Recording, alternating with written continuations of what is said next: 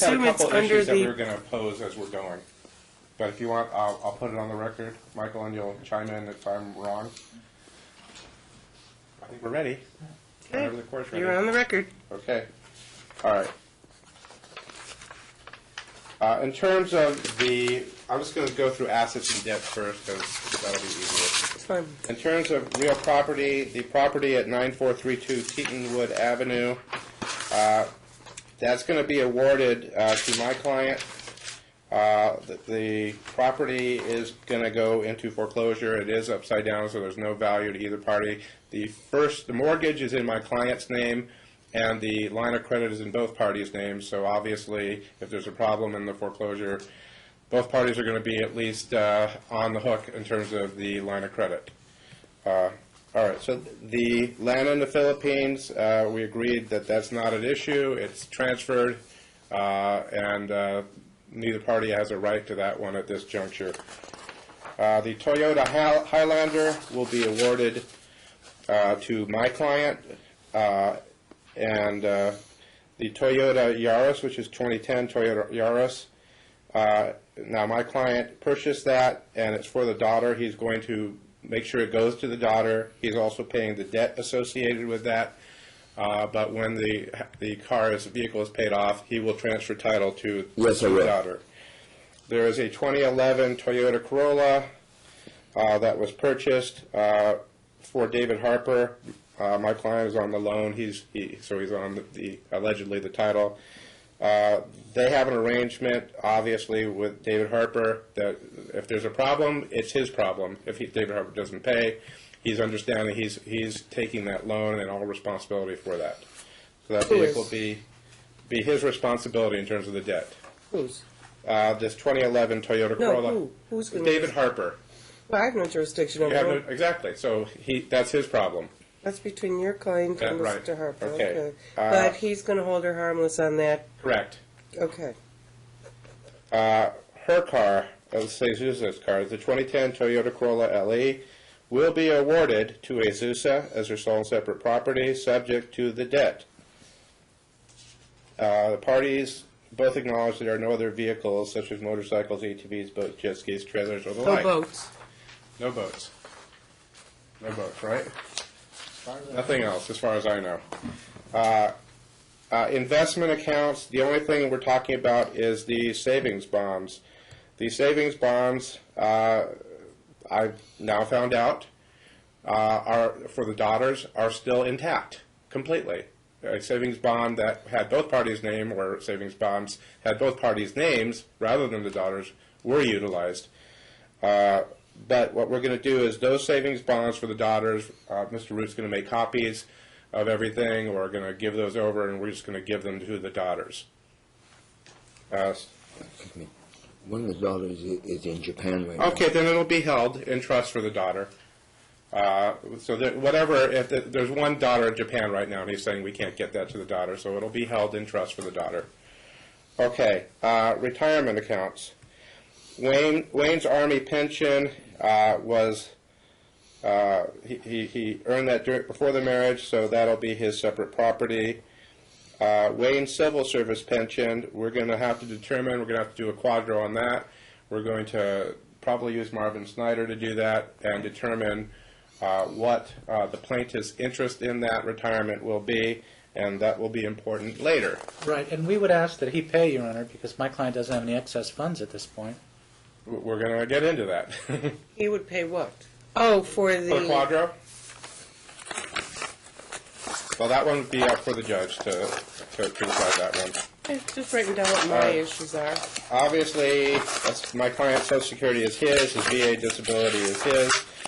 Jesus's 401k, what we've agreed to do is Jesusa will get to keep her 401k, but she will waive any claim for her share of the civil service retirement during the applicable time period of the divorce. In other words, the arrears. Right, the arrears. So that's why she's getting the whole thing.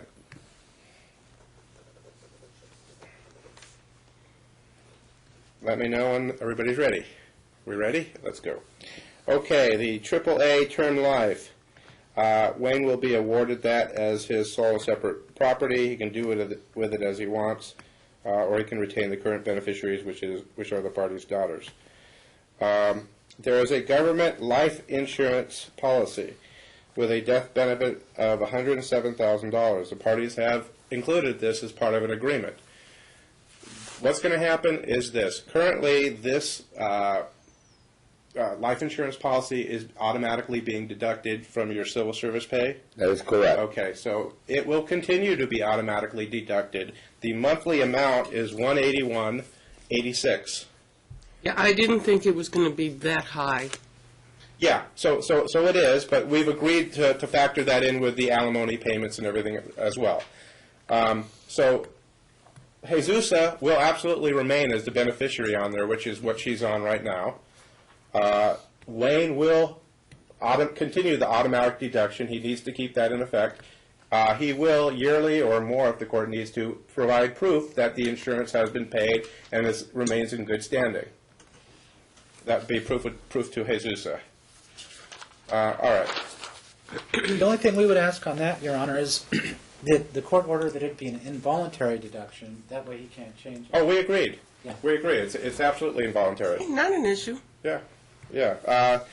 Now, the survivor benefits on his military, we believe that he can't give that away to her, and that's not going to be an issue. I think On the GS? Yes, yeah. Yeah, okay. it's unavailable. Now, if you would like to present that We don't- issue on the civil service, We don't agree with that. I mean, that's not my understanding of what the law is. Well, you're going to be coming back in 30 days, I suppose. Yeah, we can- And you we can all can address tell that me what issue. the law is because you've pulled the statute and you've done the research. That'll be your jobs. okay. I don't think it's available, and it's especially not available, and this is the reason why I say this, is because whatever disability he earned, whatever military, I'm saying military disability, military. and whatever military pension he earned was all earned prior to marriage. He was no longer in the military when they got married. Right. We agree with that. The military thing is Okay, not they agree on that fantastic. one. It's the civil It's service the one. civil service one. He's claiming that she signed a waiver when he retired, which in fact she did. However, when you talk about federal civil service, it's our understanding, and I'm going to pull the law on this, Yeah. that it's not irrevocable. If she would have done the same thing to a military pension, she could not. But I thought we covered that uncertainty by providing for the $100,000 GL Yeah. insurance as continuing her as the beneficiary. In other words, a survivor benefit. Let's assume for the sake of discussion there was no medical insurance policy. This gives her some guaranteed continued payment in the event of the defendant's demise. What we did instead, I thought, was to cover all of the sums that would flow to her as a result of this resolution. If he predeceases her, then because he's keeping that 107 in place, that would take into account.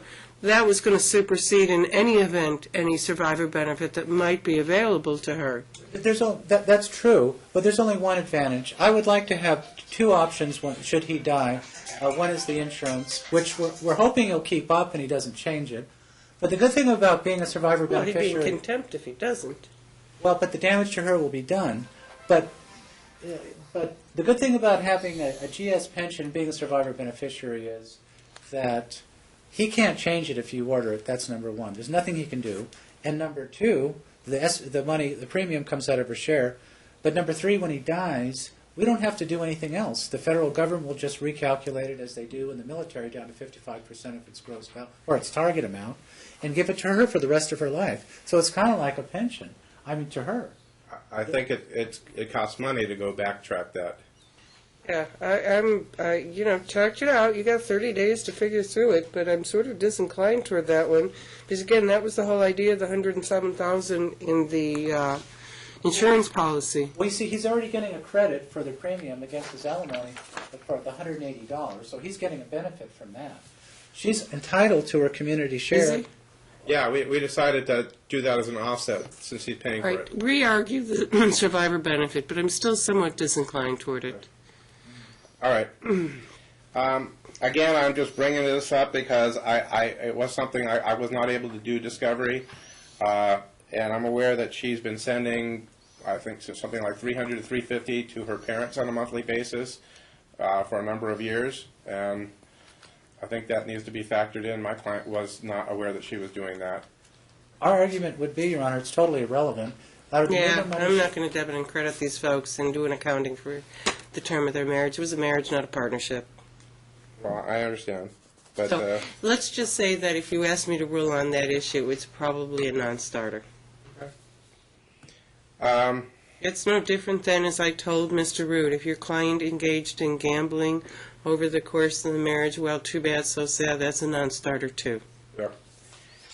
Okay, Wayne is going to get his checking account. There is no joint checking account to divide. Jesus will receive her checking account. Wayne's is with Bank of America, and Jesus is also with Bank of America.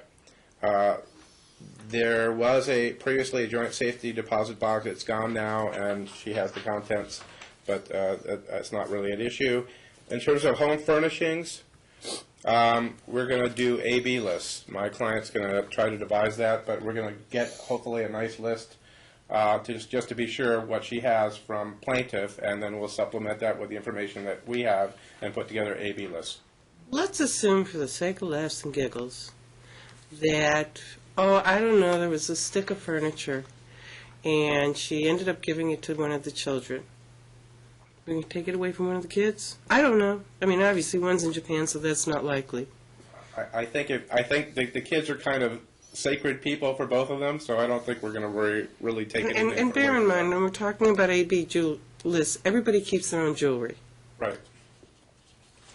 Or separate property that you had before the marriage, or And gifts. furniture, yeah, I mean, Yes. we're talking furniture, we're talking about dishes if we must. We're talking about the microwave if we must. Okay. All right, in terms of debts, we'd already talked about the real property debt, we've talked about the Yaris debt, we've talked about the Corolla debt. For both Corollas, the 2010, which is Jesus, and 2011 Toyota Corolla. There is no known joint credit card debts that I'm aware of. Does your client agree with that? In both names? I'm not aware of anything. Okay, good. Wayne has a Bank of America Visa with an outstanding balance of approximately $6,100. That was incurred by him, and he's agreed to pay it. Wayne also has a Toyota Visa with about $1,300 on that for vehicle maintenance. After the parties separated, he will pay that. Wayne does not know of any other outstanding credit card or department store debts in his name. Jesus has credit card debts. There's an American Express card, and then there's a MasterCard, and I think there's one other credit card that she has. Discover. Which one? Discover. Discover, and whatever other credit cards are in her name only will be her debt. And the only other one would Wait. Now I'm confused. I thought there was a whopping Discover card debt. It's a personal loan. From whom to whom? Okay. Well, he obtained it from Discover. This is a Discover personal loan. I'm getting there. There is no known medical debt to divide. If there is, somebody should speak. You don't speak have now. any medical debts, right? No. Okay, there is And no he's known. being covered, I assume, by VA. Right, there is no known student loan debt. Okay, there is no aside from the personal loan, which I'm going into. Wayne has a Discover loan. There's a current balance owed of $23,977.64. The parties have agreed that we're going to produce the Discover statements from February 2011 to February 2012, and we're going to determine what we're going to do with that debt. I have a great suggestion. Why don't we just follow the California rule? No, it's not the rule in Nevada. But let's just follow the California rule, which is basically anything, because your client has sole control over it, anything that he utilized it for during that period of separation, he takes as a sole and separate. Otherwise, it's going to be a huge You'd be okay triable with that? issue. What? We'd be okay with that. In other words, if it predates separation, that part that predates the separation can Right. be joint. But anything subsequent to separation would be his sole and separate. You got a Why problem? don't we, No, I like that part, Your Honor, but what about cash advances? She says that he took cash, mostly. If he took the cash advances post-separation, they're his. But prior to the separation, right? You know what? Then we get back to the 350 that she's been busy sending to her family every month. Right. I'm trying to let those ships sail. we'll provide him all the statements, and there may be some other associated statements that can't hear you. actually, there's like the Gold Star military credit card for $3,000 that was paid off. If they want to see some statements on that too, we'll get you all of that. In other words, there may be more statements than just this that you would need to be able to do your analysis, and we'll get you everything. Okay, all right.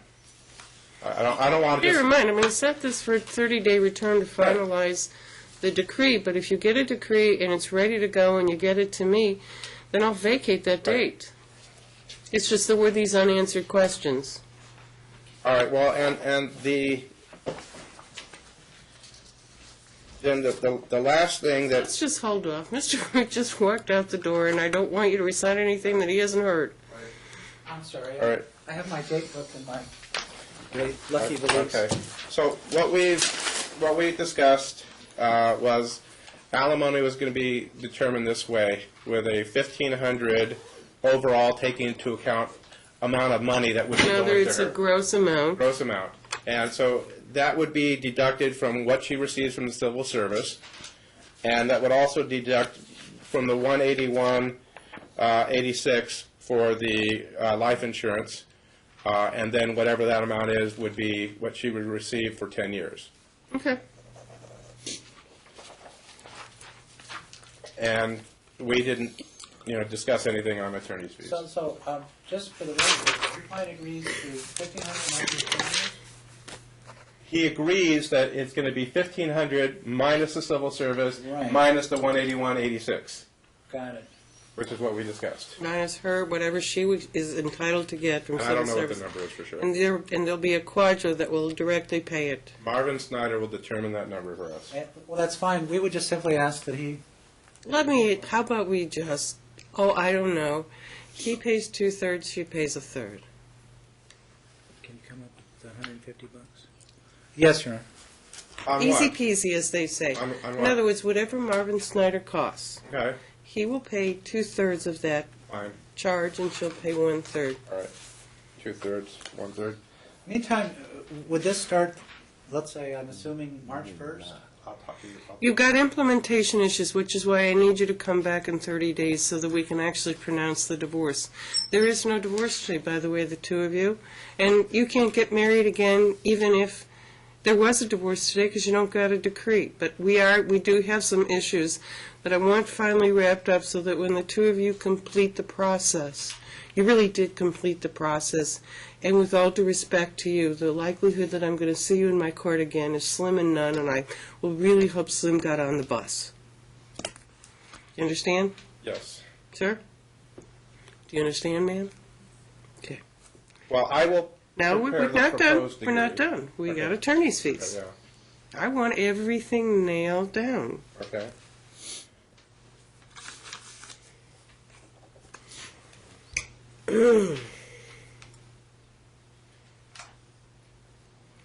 Can you come up with a reasonable number and a reasonable way to pay? I'm somewhat inclined towards some amount of fees based on the sergeant factors, or sports factors. Sergeant, yeah. I Sergeant. always mix the two. The sergeant factors. And the fact of how we got here, and the fact that paying the sums of money that were painful to your client to pay was kind of like pulling teeth. How about, Mr. Root, you give Mr. Steinberg a mollifying, less than insulting number? Right now, Your Honor, or? Yeah. And if not, I'll have to take it, or if you want to wait and negotiate it out, I will take argument if you can't. Well, my client has paid me $3,000, and You've gotten 5. Yep. if I'd be willing to take 5 if he can pay me this month. And I would just, Smoking deal. I would just, He wants you to pay $5,000 in attorney's Chris, if fees. you paid Oh, 5,000 or 500? What did you Oh, say? wow. it take? 5,000. Oh, No you way. said 5,000. That's why I said smoking deal. No way. Well, yeah. But I tell you what. how about he could pay that maybe over a period of time? But I don't think he's going to pay that. You know. How much time? If it was 5,000, If we're going to go to 5,000, he's going to have 2 years to 2 pay. years or something like that. Okay, hold on. Oh, hold really? On, hold on. Yeah. How about 3,000 in 1 year or 2,500 in 1 year? Well, I mean, it's depending. How about this? Your client has paid you how much? 3,000. How about 3,000 payable within the next 365 days? 2,000. 3,000. Okay. Okay. You got a year to How pay about it. 4 months? You're not going to do better than that. That way it would be. He just got a lump sum payment from the VA. Hold on. If he can find the money, he can pay it sooner, but really. I didn't start this mess. I understand it's not done that way. It's not based on who started it. Wayne, you got to trust me on this one. Every time I turn around, I get 3,000 is acceptable over a year. Well, that means it's Plus- paid plus at the support rate money? of. Let me see, 12, 24, 36, less than 300 a month, maybe 250 a month. $250 a month. Fine. He can pay it off early if he decides to. Yeah, Yeah. absolutely. I don't think Mr. Wirt's going to refuse early payment. Yep. Leaving. Thank you, Your Honor. Okay. I need you to prepare that stipulation for my signature as I'll far as prepare it it. goes. And like I said, I'll have you come back on, and we'll call that a status check to finalize the divorce. If you get a decree to me in the interim, I'll vacate it.